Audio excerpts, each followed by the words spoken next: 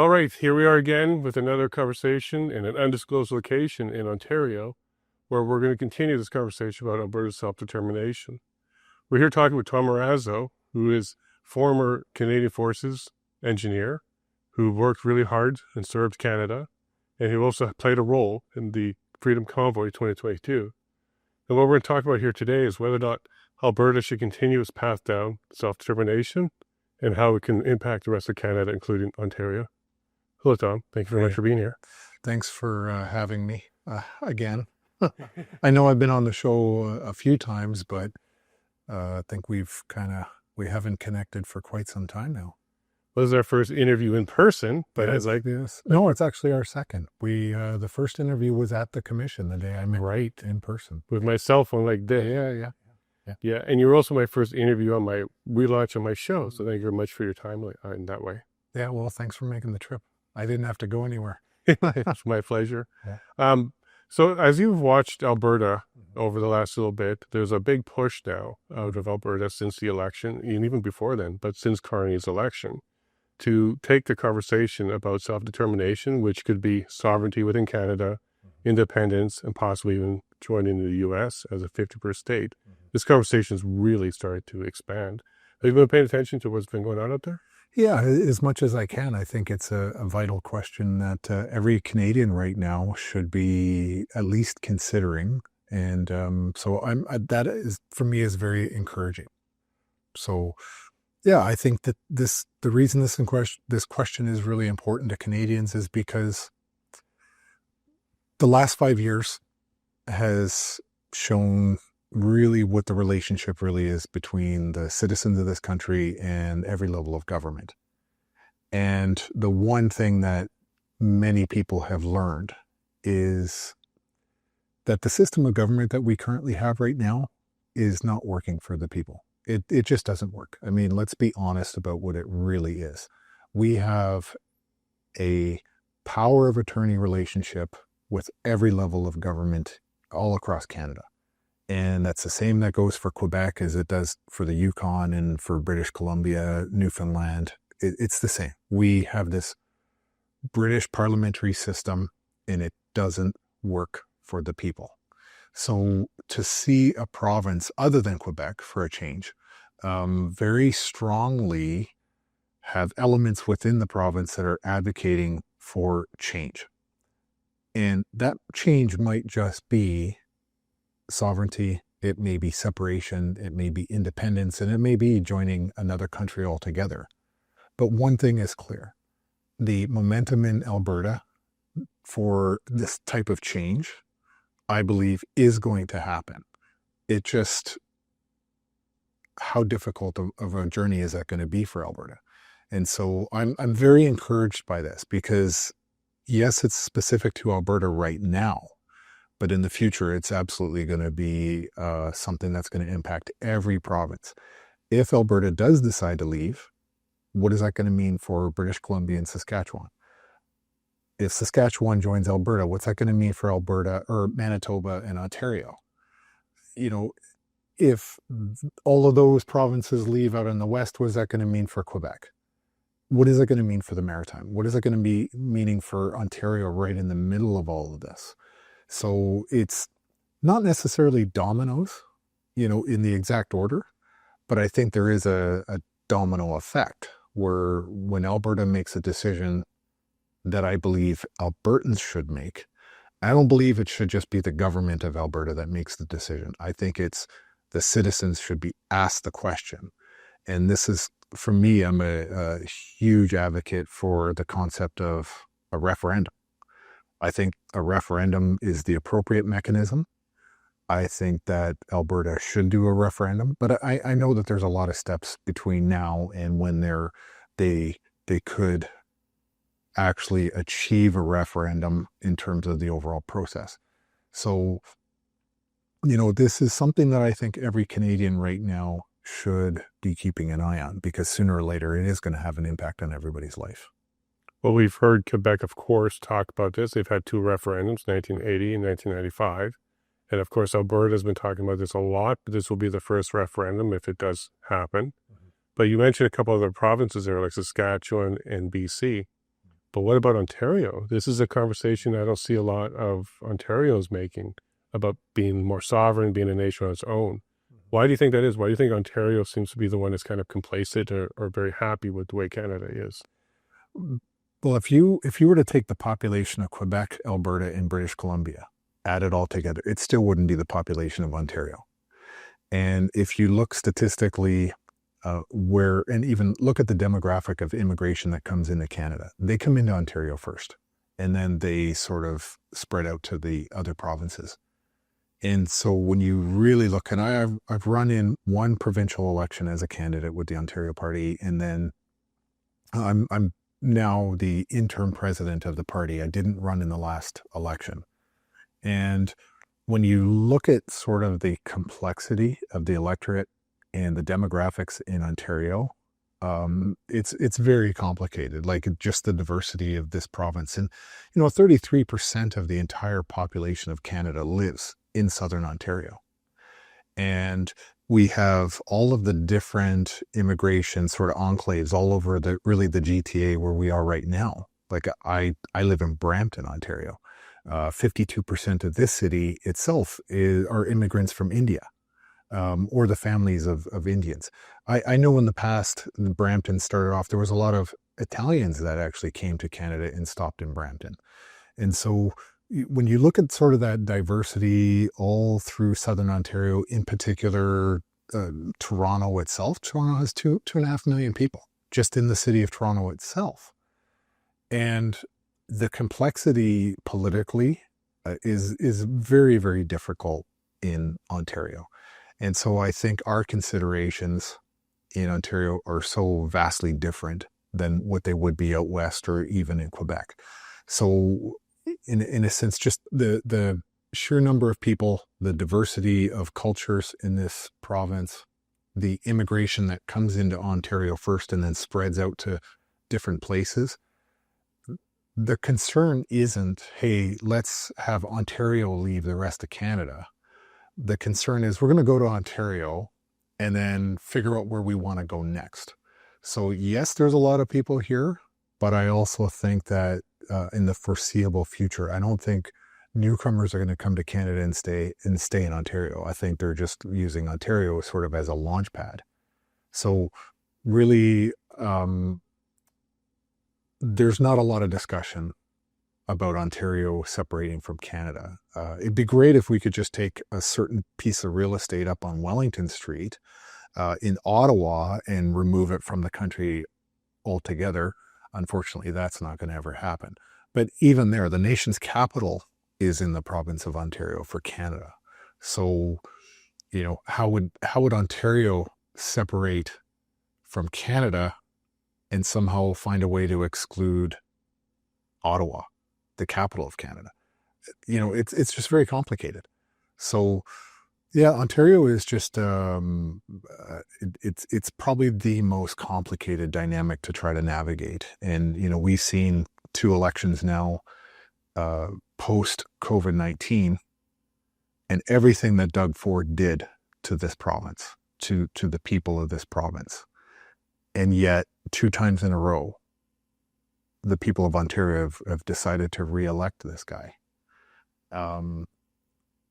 It's very baffling. I'll give you a hint about the complexity. Doug Ford, apparently he campaigns as a conservative. He governs as a liberal. But the electorate in Ontario is more terrified of electing a provincial liberal, yet it's the province of Ontario that actually keeps electing the federal liberals. So there's this contradiction in the way the electorate in just this province alone keeps deciding the fate of their own people. It kind of reminds me of the Squid Game, to be honest. Ontario's the Squid Game. It constantly chooses in its worst interest, not its best. That's an interesting way to put it. As my journeys across Canada, one thing I noticed was I did Canada Day here in Ontario. We're visiting family. And the entire parade, Canadian flags, lots and lots and lots of them. I saw 1 American flag and 1 Ontario flag during that entire parade. But if you go to Alberta, it's Alberta flags first. If there's a single flagpole, it'll be an Alberta flag. If there's 2, you'll see 1 of each. And it does seem to be a very different culture and identity out in Alberta and out west, where they are Albertan first. But it looks like here in Ontario, you guys are Canadian. You don't really introduce yourselves as Ontarians. You introduce yourself as Canadians. Yes. Is that your identity? And have you seen that as well? I think that's certainly true. That yes, people from Ontario don't say, "Oh, I'm a proud Ontarian." You know, they don't really do that. We do say we're proud Canadians. I understand that from the sense that just again looking at the immigration of this province, you know, I live in Brampton, and if I were to walk around in my own neighborhood where I live, I am an overwhelming visible minority in my own neighborhood, even though I was born and raised in this country. And from my perspective, I see more Khalistani flags, I see more India flags than I do Canadian flags. And that is probably true of some of the other immigration enclaves all throughout southern Ontario, although I would argue that I don't see very many Chinese flags other than on the Chinese police station in Toronto. So I think we don't really, Ontario, you know, when we look at the Multiculturalism Act, I think that was 1970, and I think that was Trudeau Sr. that brought that in. Most of the immigration came to Ontario. And so this idea of the melting pot, the success story, whether you want to say that or not, or loosely put that, the success story of the melting pot was actually the great experiment happened here in Ontario.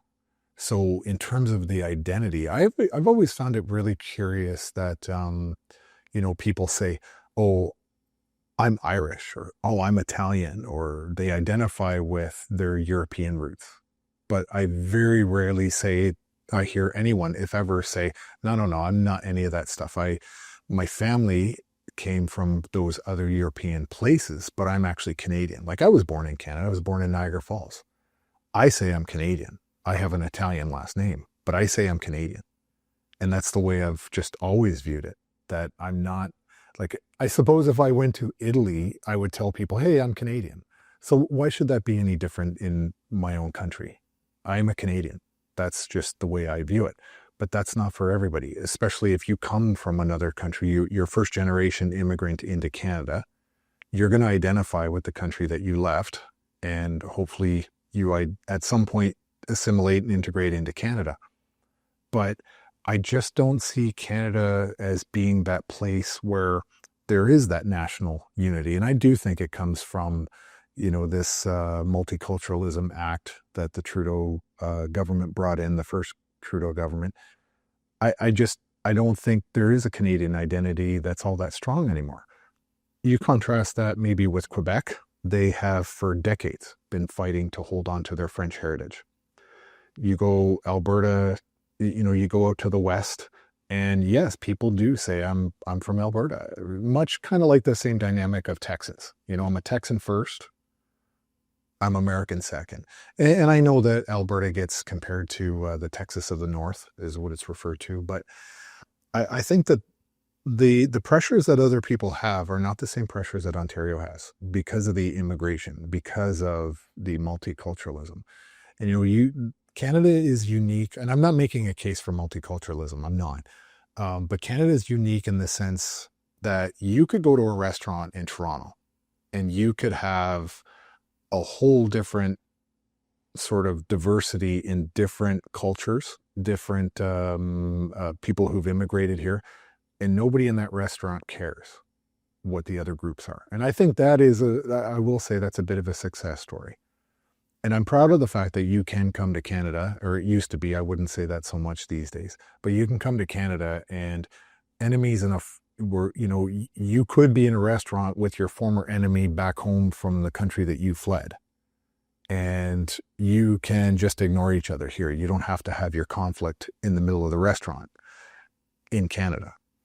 I think that's changing a little bit. I think the tension between immigrant populations is certainly getting worse. But ultimately, again, the other provinces just don't have the same multiculturalism pressures that we have here. I was on a trip to Poland. I've been to Poland twice in the last 2 years. And my first trip to Poland, it was interesting. It actually felt like what it used to be like growing up in Niagara Falls. It was all, it's all Caucasian, white Christians. Poland is 90% Catholic. I was baptized as a Catholic as a child. And in my community, seeing immigrants was very rare, if at all, in my community. So when I went to Poland, the first time, it seemed very much like what it was when I grew up in Niagara Falls. On my second trip, I'm starting to already see the changes. You're seeing different cultures come into Poland. The difference is Poland right now is saying, we're not having any of this. We are going to preserve our country and our culture, our language, and we're going to maintain our independence no matter what the pressure from the EU is. They can do that right now. I hope Poland looks at Canada and says, look, there's a lot of problems with what you're doing. I hope they look at England and realize, hey, there's a lot of problems with what you've done and what you've allowed to happen. But again, this goes back to the fact that where was the Canadian citizens' right to self-determination? Did the Canadian citizens ever get asked if they wanted multiculturalism in their country? No, they didn't. So this is where I've always get kind of grossed out by this deep belief within the political elite at every level of government that this is a power of attorney relationship we're having. You put a little X on a ballot, and for the next 4 years, shut the hell up, because we are going to do what we want to do to you, no matter what you think or what you want or what you care about, because that doesn't matter anymore. You put your little X on the ballot. So you're done. You're out of the equation. We're just going to do what we want to do. That's the way they treat us. And that's obvious. And I like the way you put that, because that was one of the things I noticed with Trudeau and Doug Ford. They both had similar statements. You get to have your say every 4 years when it comes to the election. In Alberta, it's a little bit different. If the government is not running well, the people don't like it, we replace them midterm.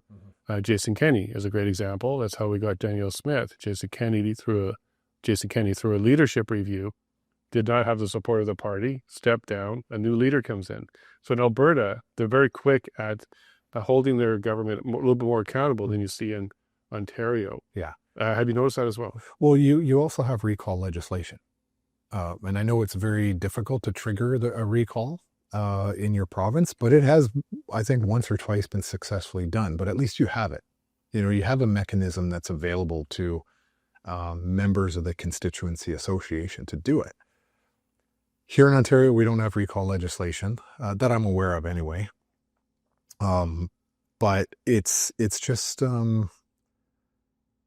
the opposition to change in Ontario is incredibly difficult. And when I personally, I'm not a fan of having a majority government. I think majority governments set the conditions for a democracy. And I'm talking about like this true democracy where the majority gets to dominate the minority, right? Which is why a republic in the United States model exists. It's so that the majority of people can't overwhelm the minority of people. Like everybody does get some sort of an attempt at an equalization so that everybody can be fairly represented in the best way possible. But when you have a majority government, you can just basically push legislation through because we have this party system. We have this parliamentary garbage where, I've often referred to Doug Ford as the only member of parliament or member of provincial parliament, because all the MPPs all over the province, they're just really administrative assistants in that local area, and they take their orders from Doug Ford. And if you don't believe me, look at the number of MPPs that Doug Ford has fired. So when the people in a constituency say, this is the person we want to represent us in Toronto at Queen's Park, Well, look at the number of times that Doug Ford has actually fired that person and said, you're no longer in my party, you're an independent, next election we're going to run someone against you. But when you get fired and converted into an independent, you don't really have any power, you have no say, you have no force or effect of any kind to represent the people truly in your constituency. And as we saw with Rick Nichols, he was one of Doug Ford's MPPs during the days of COVID. He served very loyally to his constituents for 13 years, but because of the vaccine mandates, he actually stood up for the law. He upheld informed consent, bodily autonomy. He actually abided by the Privacy Act. Everything he did right and was lawful, whereas the government actually didn't. They actually violated his rights, and while they were simultaneously violating everybody's rights. And what did Rick Nichols get for that? Not only did he get fired from his party, but his voters actually then compounded it and betrayed Rick, and they didn't actually vote for him in the next election. They voted him out, and they put one of Doug Ford's cronies in, and that was a reward to Rick Nichols for his integrity and his honesty. And this is a problem that we have with the electorate. They're just ill-informed. They don't like politics. They want... The reason the power of attorney to mentality exists is because the public actually begs for it. Like, I put the little X on the thing, solve my problems, I don't care. But I am going to bitch about it. I'm definitely going to bitch about the stupid things that you do, but I'm actually not going to be part of the solution. I'm going to continue to compound the problem. And this is why Ontario is just so difficult. Even myself as the president of the Ontario Party, I won't run again. I won't run in Ontario politics. I obviously I want the best for Ontario. I want the best for Canada. But I think until the breadlines start in Ontario, I don't think there will be any appetite for change at all until that happens. So one of the things you keep highlighting is the Westminster system, where it's not truly representative. And if you're in Alberta during the election, it's over by the time Ontario's done. It's true. And this happened again. As soon as Ontario was done, the Liberals had their minority. And this is part of the reason why Alberta says we don't have representation. Our voices are not being heard. And this also could be why Ottawa goes ahead and does things like regulations against the energy sector in Alberta. It has the oil transport rules in place where the West Coast can't have it, but the St. Lawrence can have it. That seems to be a bit of an attack on Alberta, or the West at least. So can you see why there's a desire in Alberta to kind of separate and do their own thing when the election's over, when Ontario's done? Absolutely. I mean, just if you isolate a couple of key issues, that's enough to make you want to pull your hair out.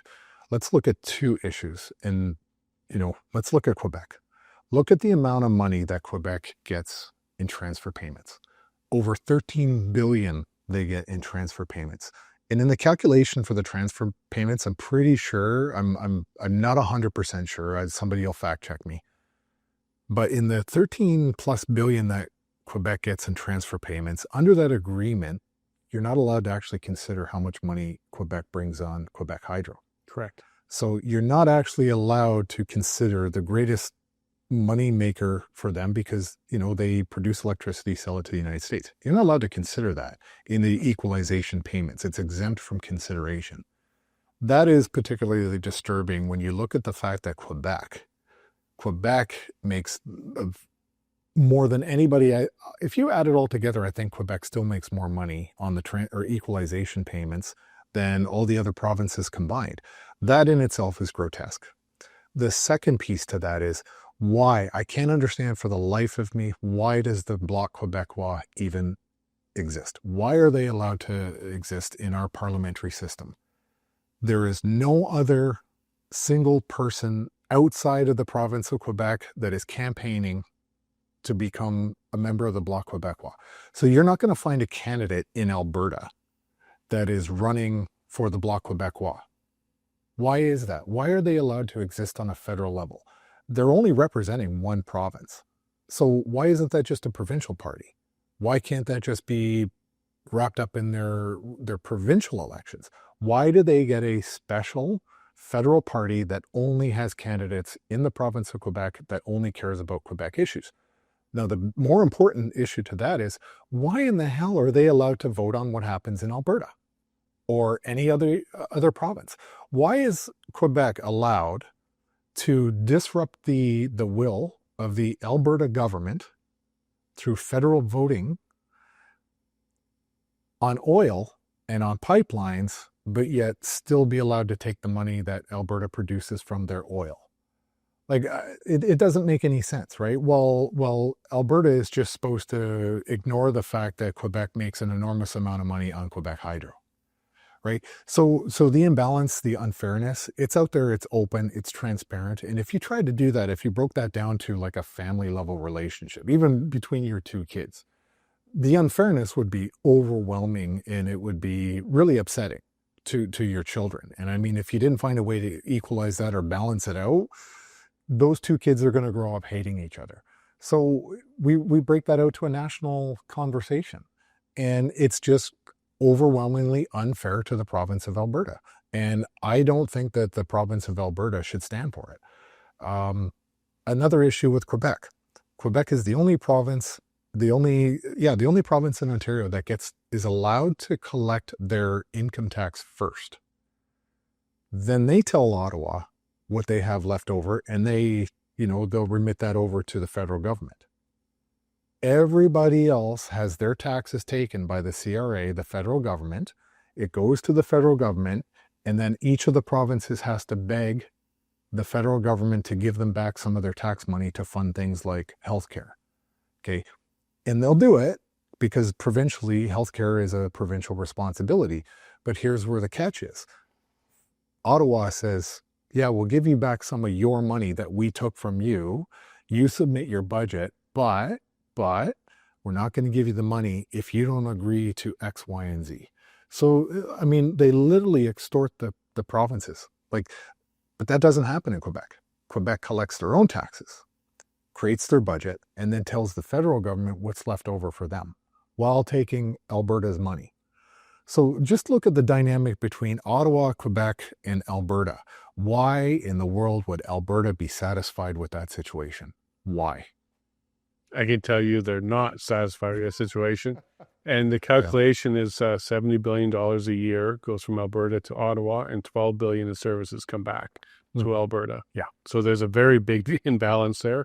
And you're correct. Well over $1 billion a month goes from Alberta to Quebec in order to support them. And yes, you're correct. The Quebec Hydro is not part of the calculation for equalization. These are all things Albertans are very familiar with and understand. But do you think Alberta has been patient, or maybe too patient, over the last couple decades on these issues? I think personally, Alberta hasn't had fair representation in their own provincial leadership.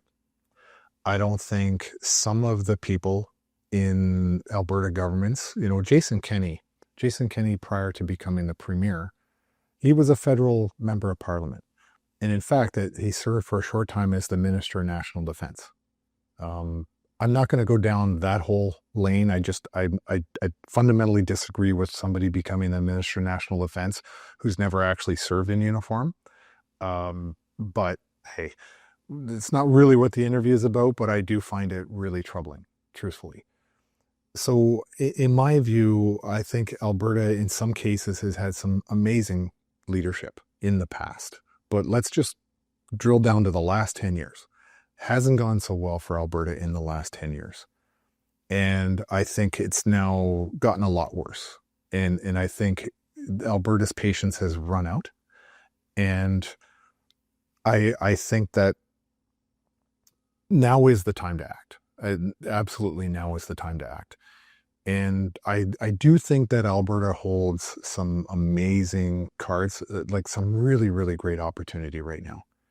And I hope, I really hope that the Premier is able to find the balance that needs to be struck. There are things that sometimes that Premier Smith does that I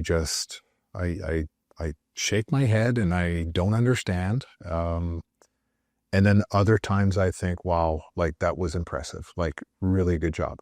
But I guess my question sometimes would have to be, which Premier Danielle Smith are we getting today? I think honestly, if you look across all the first ministers across Canada, I would say she's probably the top one. I do believe that she is the best premier across Canada. I think our guys probably should be somewhere near the bottom of that list, and not just, yeah, he should just be at the bottom. Let's be honest. But I just don't. Sometimes I don't know which Premier Smith we're going to get, and that I think is a little bit scary because I, in my view, I don't feel like she is surrounded by the best and the brightest of Alberta politics. I think it was a critical mistake that when she took over the UCP, that she left all the Kennyites in their positions. I think it was a fundamental error that she kept her chiefs of staff. I think she has 2 of them. I'm not saying that they're bad people. I'm just saying that they were clearly in Kenny's camp. And so I think that she should have done a massive cabinet shuffle right away and taken people out of their positions. I really think she should have had a major shakeup. But I think she's getting advice. You know, she is somebody who listens to people that work for her. She's brilliant on the LNG issues. She's the most effective communicator across any of the politicians in Canada. In my view, she's the very best. But I think she's just getting a lot of bad advice. And I think that I'm worried for her that that's going to be her downfall. I think she's getting some really, really bad advice. And you saw, I think last summer or fall, the UCP meeting, her approval rating amongst the UCP was like 91%. If I was the premier of a province, I wouldn't even care to look at that for the first 2 to 3 years, because towards the end of your term is really the true test. You know, how happy are people with you 3-4 years into it and beyond? Everybody, you know, I think at that boat was still in the honeymoon stage with her. But I think Alberta's got some absolutely amazing opportunities right now, and I'm a little bit scared that she's not going to get the right advice and seize it. That's what scares me a little bit. It certainly is complicated, and in Alberta, we do see the same type of things that you're talking about there. Sometimes we're very pleased with what she's doing, and sometimes not so much. But I think that is a good way to look at a leader is individual efforts and what they do on each task. Don't just say, I love her or I hate her. Yeah. You look at the individual actions and judge her on that. So that's a pretty good way to look at it. When it comes to national defense, you talk about Kenny being the Minister of National Defense at one point. Oh, and I kind of agree with you that maybe she doesn't experience in those roles, but we'll leave that for another day. But if Alberta was to separate national defense for Alberta, what are your thoughts around that? Because this is what the media is saying would be a concern. You wouldn't be able to protect yourself from other countries, and you would become a target for countries because you're so small or something like that. What would Alberta need to do for defense if they decided to separate? Well, I think that's certainly is a very myopic point of view by the media. I mean, that's just what we get nowadays, right? Let's kind of, this is a really, really important fundamental question. And I'm going to give you sort of my personal opinion. I'm going to give you my kind of military perspective on this as well. I mean, I served 25 years in the Army. I was a reservist since the age of 16. You know, I retired from the regular force at 42. So for 25 years, that was my focus. That's what I did. And, you know, from my perspective, I don't believe that Canada 51 is the way to go. Not right now. I strongly, like I've gamed this out. I've talked to great people like Keith Wilson about this. Another great person that I've talked about this is a guy named Jonathan Bahai. He's actually my boss on We're Building Toto. And Jonathan hosts these Twitter spaces every Sunday night. And I love the perspectives that Jonathan has on this, but there's people that are coming at this from very different perspectives, very smart people, very knowledgeable, that I really respect. And I know that they're on opposite sides of this, but overall, the overarching theme is it's time for independence. And I don't know if that's 51 or separation or whatever it is, but in my personal view, this is kind of where I'm landing today. And I think today's what, July 9th, 2025. Where I'm landing today is I think Alberta's best option is independence. I don't think they should join the Americans. I don't believe they should stay with Canada. I think that Alberta has an absolutely brilliant opportunity to lead the world in democracy right now, through demonstration, through actual action, and in accomplishing this. But a couple of things, major things have to happen first. But let's just kind of go back to the defense question. You have several military bases in Alberta. Alberta, for the most part, is landlocked. So, Navy. Let's just say you stopped your transfer payments just to Quebec alone. Like 2000, the year 2000, Canada's defense budget was $12 billion a year. For the entire Canadian Armed Forces, it was $12 billion a year. So let's just take Alberta, the province of Alberta. You have Cold Lake, Alberta, the fighter, you got fighter jets there. You have Edmonton, that's there as well. That's a full brigade. You have a bunch of reserve units. Where's Suffield? Is that Alberta? You have another base. There is another, Wainwright. Jeez, I spent my 30th birthday alone in a Quonset hut in Alberta, in Wainwright.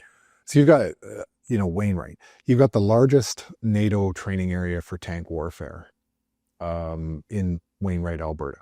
Okay, you've got CFB Edmonton. You've got Cold Lake, Alberta. You don't need a Navy. Okay, you're landlocked. But, when you talk about defense, one, who's going to invade? Who's going to invade that wasn't going to invade anyway?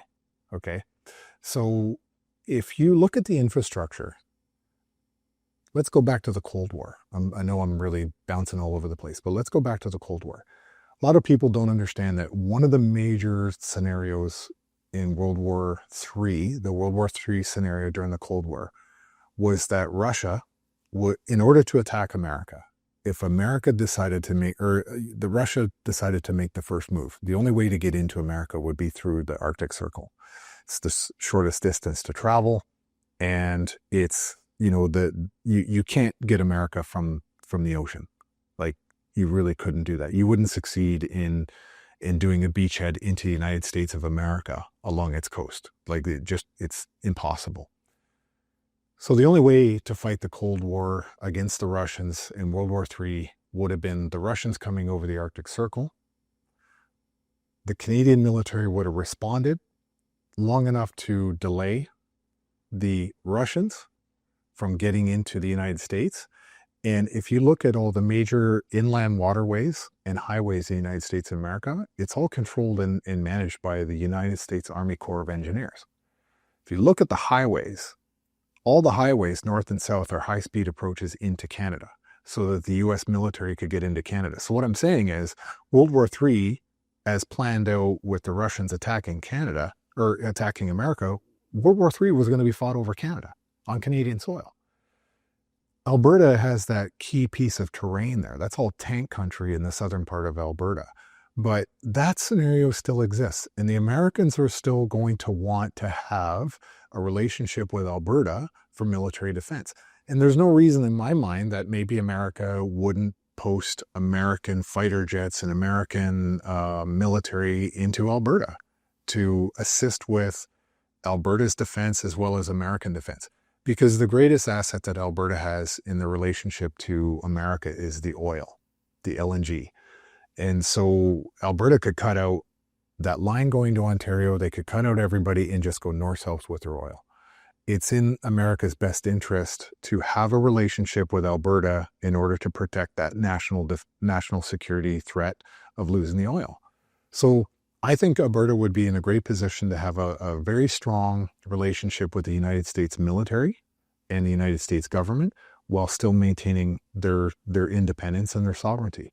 So from a military perspective, You've got all the assets in place. It's there. You don't need to do much. You just need to tell the federal government, sorry, it's ours now, under the terms of separation, and we're keeping it. You can post all your people out of the thing. We're going to fill it with Albertans. Now, I do think I'll take it one extra level.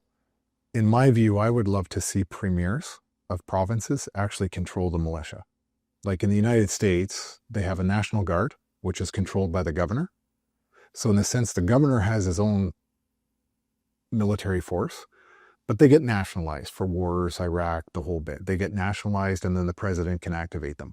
We don't have that in Canada. All military personnel come under the control of the federal government all across the provinces. Same with the Northern Rangers. That's all federal.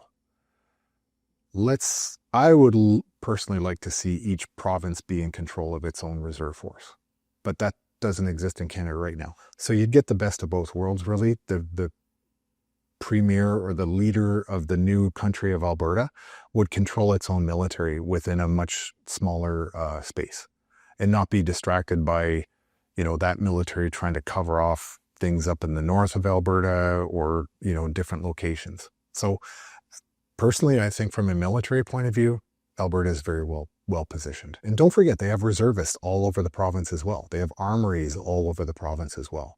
So I think militarily, they're in a great position. One of the conversations with the U.S. that came out of a delegation that went down to Washington was if Alberta was independent, that the U.S. was interested in having a Northern Alberta base to go ahead and bring in, just like you said, some of their army as well, or their forces as well. What are your thoughts about that, if Alberta did something like that? I would probably take that deal seriously. I think there's a lot of benefit. There's a lot of benefit to the local economy around that base that has U.S. personnel. When the Americans build a base in someone else's country, they come with a whole ton of money, which is why I think you'll see in the very near future, the Americans will probably expand their military presence in Greenland. It's in their best interest to do so. And even Greenland, they're saying, they get this stipend from Denmark for about $1 billion a year, just because, that's sort of their, let's say, head office.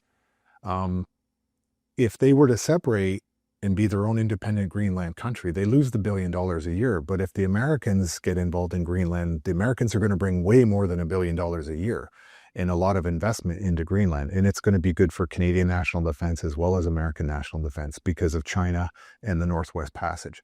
So ultimately, I think for Alberta, I would take that deal very seriously, and I would look forward to having American forces within Alberta to help defend it. The F-35 deal, the fighter jet deal that the Liberals ruined. Most people don't understand. Canada contributed millions and millions of dollars to the research and development of that aircraft. And because very few Liberals ever serve in the military, would understand that in warfare, you can't afford to be equal. I mean, we're not talking about getting fighter aircraft to defend your sovereignty by the lowest bidder. You have to focus on what's the best weapon. What is going to give me overwhelming air superiority over my skies? I want to buy the best. I don't want to buy the lowest bidder. And so the F-35, that whole thing was bungled by the Liberals because it is the only fighter aircraft right now that the Raptor and the F-35 that would have been able to protect our Arctic sovereignty. And that is going to play a very significant role in the future of Canada. We really need to be fully aware of the Arctic sovereignty because the Northwest Passage is opening up and it's going to fundamentally change economies across the world. For an example, the Panama Canal is not going to be so valuable when we can start putting icebreakers and easy access through the Northwest Passage. It takes 4 days off of shipping, 2,000 kilometers, and it's going to be controlled by the Canadian government.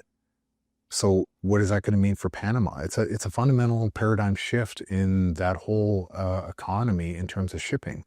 China knows this. China is trying to get in there, trying to do deals and secure it. China has actually built a whole bunch of icebreakers just for that specific purpose. Well, we need jets that can actually get there in a short amount of time. We need to invest in Arctic sovereignty. We need bases up there. We need a stronger Coast Guard. We need naval capacity to get up there and do that and to protect that territorial waters. Otherwise, we're just going to get arrowed again, and we're going to get left out of it. So then when the Liberals came in and they canceled that contract because they said it was sole sourcing, it should have been foreshadowing of things to come in their corruption because, they said cancel it, it's sole sourcing. Meanwhile, let's just look at ArriveCan. I mean, there's too many scandals with these guys to list. But at the end of the day, that was a fundamental mistake in our sovereignty where we canceled that contract. Let's bring in the Americans. Let's bring in their technology and have a mutual defense pact with America in Alberta. I think that's very good for them. There's just too many benefits. I don't see the downside to it. I really don't. And it's their pipeline that they want to protect as well.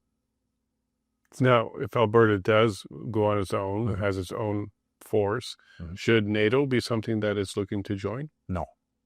Go on. I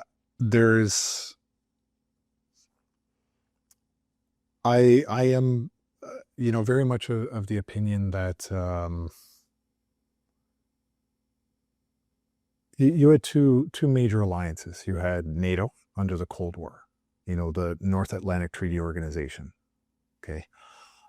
The North Atlantic Treaty Organization has since then gone on the offensive and gone into the Middle East. And, that was ISAF that was in Afghanistan. So NATO was on an offensive combat, let's say, invasion of Afghanistan. Go back to the Cold War, the origins of NATO. What was the result? Russia and Eastern Europe created the Warsaw Pact. Russia goes bankrupt. There's no more USSR. The Warsaw Pact disintegrates. Communism starts to fall all through Eastern Europe, the fall of the Berlin Wall. Poland, Czechoslovakia, all these countries, Czech used to be Czechoslovakia, it's now Slovakia and the Czech Republic. All of these things fundamentally shifted in Eastern Europe. The Russians wanted to do trade deals. They wanted to actually get more and heavily involved in capitalism. Why did NATO exist beyond that? Why? It doesn't make sense. After that, NATO should have actually dissolved. NATO should have said, okay, we at the very least should have stayed its own size. But what did it do? It just continued to expand and expand and expand. Now you got Poland, Lithuania, Latvia on Russia's border. It's no different than when the Russians put nukes in Cuba. The Americans didn't like it, but somehow NATO seems to be the good guy. They're not at all antagonizing the Russians in any way, right? They're the good guys, right? NATO's the good guys. So I think that Alberta should focus on Alberta defense, not join NATO, not prop up these forever wars, not prop up, the NATO ideology and expand that NATO organization. Ultimately, Canada is going to protect what remains of Canada is going to protect Alberta because it's in their own national interest to do so. So I don't think that Alberta should sacrifice its sons and daughters to get involved in NATO expansionism, NATO ideology, and NATO wars. I don't think they should have anything to do with it. A couple of things that's happened recently that gives me pause for concern is Carney going to Europe and joining the defense pact there, and NATO expanding the spending from 2% to 5%. Are those foreshadowing some problems where the sons and daughters of Canada and possibly Albertans are going to be sacrificed for something in the future? Yeah, I think it is a huge pause or reason to be very concerned. And I'll tell you why. A lot of people don't understand World War I, World War II. We did have to bring in conscription. We committed to fighting in those wars on behalf of the British government, under the monarchy, whatever. But Canada did start to conscript young men. And I believe Quebec actually abstained from it and said, we're not drafting our men, which somehow they were allowed to do, but nobody else was. Okay. However, you look at the length of wars now, right? We have all this advanced technology. We have these better weapons, better systems. We're now dealing in fifth generation warfare. Fifth generation warfare, the easiest way to think of it is it's right here. It's between your ears. That's where the war is being fought in an ideological level. But we have more sophisticated, more lethal, more weapons of mass destruction than we've ever had in human history. And yet the wars are longer. They're prolonged. We're not using the technology to put an end to a war really quickly. And we could talk about proxy wars on another episode or a different conversation, but the wars are getting longer. Look at the GWOT, the Global War on Terror, went 20 years. There was kids that deployed to Afghanistan and Iraq who were not even born during 9/11. You think about that, and it was the same war. So when you look at the length of wars, one of my kids is 9 years old. And by the time my 9-year-old becomes 18, they could be right at the prime age to be drafted into a NATO war with somebody on the other side of the world. And I don't for the life of me understand how that benefits me here in Canada. Go back to the Warsaw Pact. Ukraine was not even part of the Warsaw Pact because they were so believed to just be assumed like that's Russia's younger brother. Like Khrushchev was from Ukraine. Crimea was gifted to Ukraine because the Russians never foresaw an issue where Crimea could be not part of Russia's naval fleet. And people have to understand Crimea is like the Pearl Harbor of the Russian Navy. Well, during the Cold War, both Russia, the Warsaw Pact, Ukraine were our mortal enemies. They were trained to kill us. We were trained to kill them in a war. And yet, here we are. You got a country like Ukraine that has suspended elections. They're jailing journalists. They're jailing political rivals. They're one of the most corrupt countries in Eastern Europe, and everybody's known that for years. And men are not allowed to leave the country right now. You're not allowed to leave if you're a man. And we're supposed to sacrifice our children to go and protect democracy in a country that doesn't actually have democracy? That was a former mortal enemy of us? Like, what is the justification? I'm at a loss. I don't understand why we are being sold this bill of goods to go and defend a country that doesn't actually have a democracy right now and actually used to be our mortal enemy. What moral obligation do we have to go get into this fight? And, they don't tell us the truth about this, but man, they keep sending them a lot of money, a lot of our money, and they never ask us, do you want us to spend your money in there? So I'm looking at all that and I'm thinking, these forever wars are meant to be sustained. They're not meant to be won. Vietnam is a great example. The Americans never lost a single battle, but they still lost the war. They're just too strong. They're too good militarily. They don't lose battles. They just lose wars because sooner or later the Americans have to pull out. So they figured this out. Let's just make sustainment wars so we can make a lot of money. I see Ukraine, in Russia, the Middle East, I think those wars are just going to be expanded. I'm disappointed. I thought President Trump was basically, I did believe that he was going to be able to go in there and get a peace deal and save all those people's lives. But as of yesterday, I heard he's actually going to be expanding U.S. military aid in terms of weapons. Not necessarily soldiers, but they're going to be funding the Ukrainians' war machine to fight this war even longer. There's no peace deal anymore. Now it's about attrition warfare between the Russians and the Ukrainians. And so this war is going to continue on. Why would they send their sons and daughters to Ottawa's problem? They create it. Now, go back to Europe. Everybody knows by now that, the British Prime Minister, the guy who looks like the scarecrow with the crazy hair, the blonde. Boris Johnson scuttled the deal between Ukraine and Russia. They had a deal under the Minsk Accord. And Boris Johnson said, you're not. So now we have a country that we're all trying to prop up that the Europeans are interfering in. So, who's even in charge of Ukraine right now? Because, God, don't tell me the comedian actor is really nebulous enough to, think his way through this war.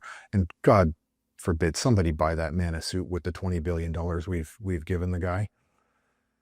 But, Canada joining a military alliance, where what's Carney's phrase, something to the effect of Canada is more European than some of the other European countries. There's some bizarre thing he said that makes absolutely no sense to me as a guy who grew up and was born and raised in Niagara Falls, Ontario, a border town with the U.S., who even played 4-down football.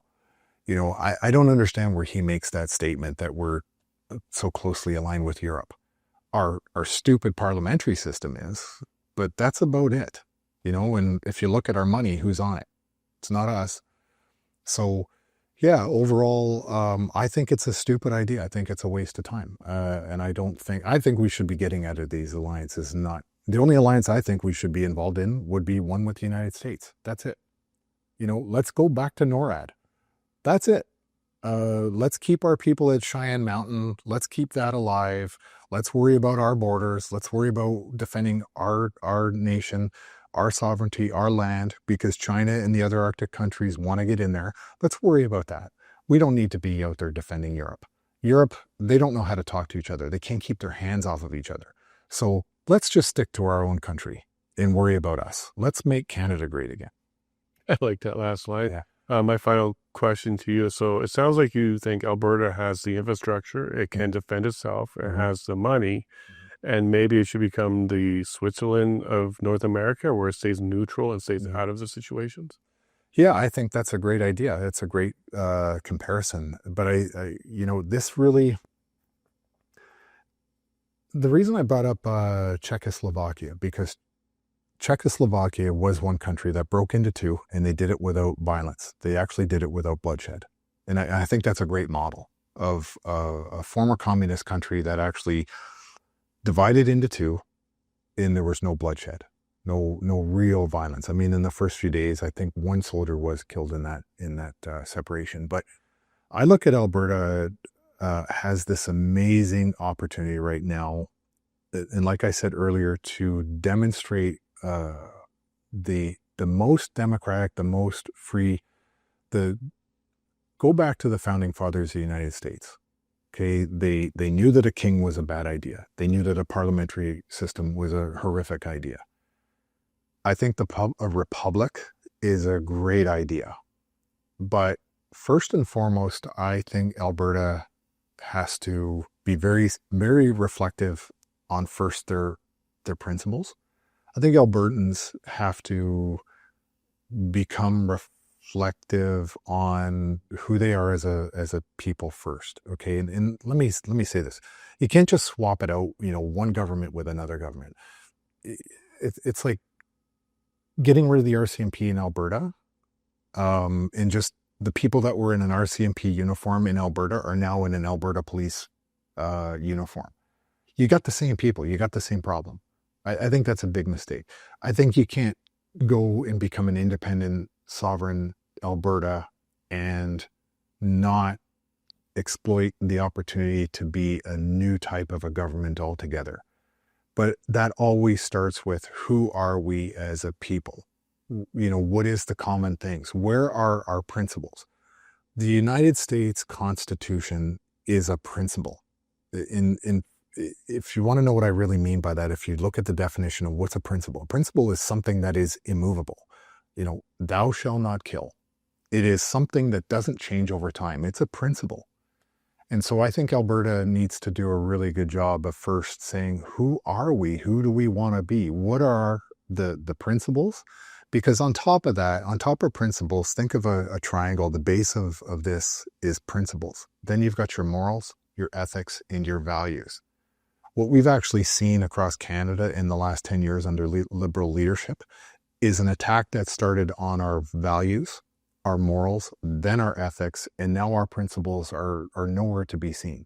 We can't even fly the Canadian flag without being hassled in this country right now, or triggering somebody's microaggression and phantom honking. So we really, I think Alberta has to say, who are we? What do we want out of this government? Do we want a republic that still has a power of attorney relationship with us? Do we want to build in, do we as people want to be the rulers of our own destiny? Or do we still want to create a government that, oh, that one looked pretty good? In my view, I think the American Republic was probably the greatest model so far, but I think the US Republic needs a 2.0. I think it needs a major overhaul. Is it going to happen? Probably not. But I think it's a better system than what we got right now. But I think the Alberta, the future of Alberta could be, let's take the US Republic and make it a 2.0 or maybe a 3.0. But first, let's ask Alberta, who are you? Who do you want to be? How do you want to build this country out? You're not going to get agreement on everything, and I don't think you should. But I think you have to start there and ask that question. It's not good enough just to say, I don't care what we are as long as we're not what we came from. That's not good enough. You've got to do the hard work, dig in, and saying, oh, we just want a new government is like, okay, let's take Justin Trudeau, and we're going to now make him the new leader of Alberta. Does that help? No, right? You've got to come up with a new system of government. And the problem with each and every one of these governments, it's like Agent Smith from the Matrix, okay? The people in the Matrix are so helplessly enslaved that they're the ones who actually are the defenders of the Matrix that is enslaving them. This is what we see election after election after election, okay? And we've got Agent Smiths out there that are actually defending the Matrix. And I think it's time to break free of the Matrix and start over. I followed you for a while on this idea of independent candidates, independent parties. I'm an advocate for that. I think that's a great way to go. Get rid of the party system. It's stupid. It's not representation. It's not real delegation in any kind. It's, no matter what, it always comes back to power of attorney. But here's the thing. When Albertans are asking themselves, who do we want to be? The one thing they have to answer is, do I want to be involved? Or I want to be a casual observer of what's happening around me. And I think none of it's going to work unless the people themselves stop treating their government with that same power of attorney relationship that the government actually exploits against them.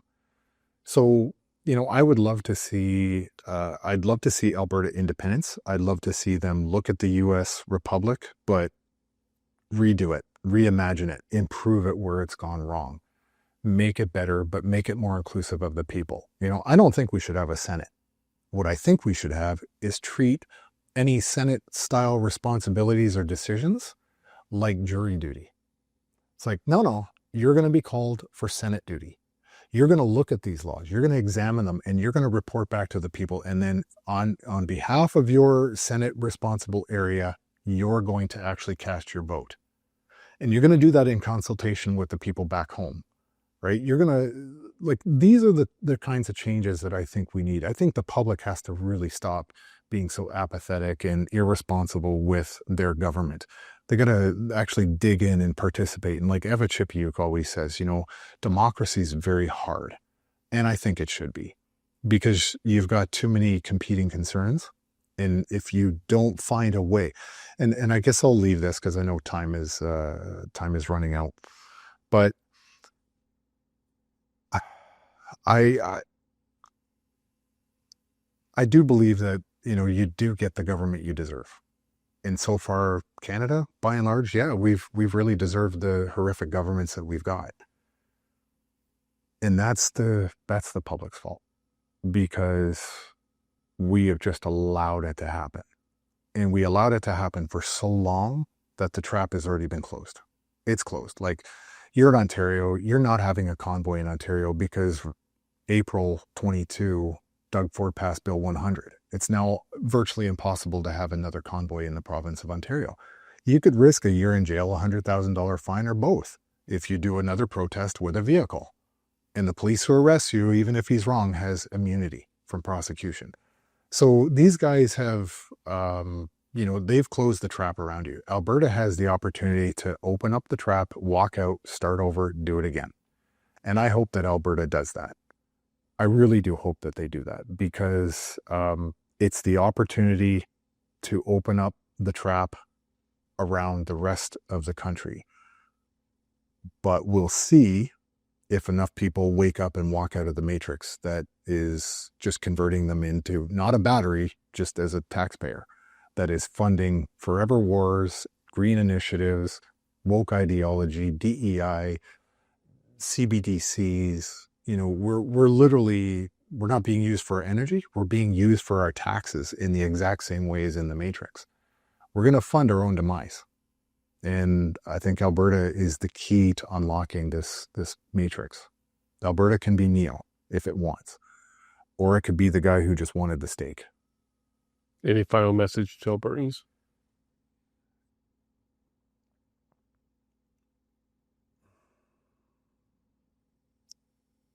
Yeah, for Alberta, it does hold a special place for me. I've been there several times, especially in the last couple of years.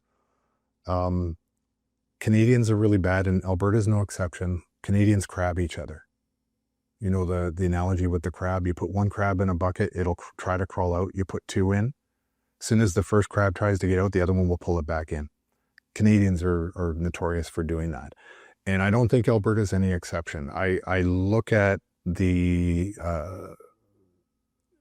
all the freedom movements since the convoy. All of them have imploded. All of them, without exception. I don't belong to any of them. And I refuse to be part of any specific one group anymore. It's because, we just can't seem to put our petty differences aside. We amplify our petty differences and we attack each other and amplify that to make a big deal out of it. And we lose sight of all of the important issues. So I think for Alberta, I'm seeing some of the different factions around Alberta sovereignty, and I'm not liking that all the subgroups are not unifying. They're all competing for dominance.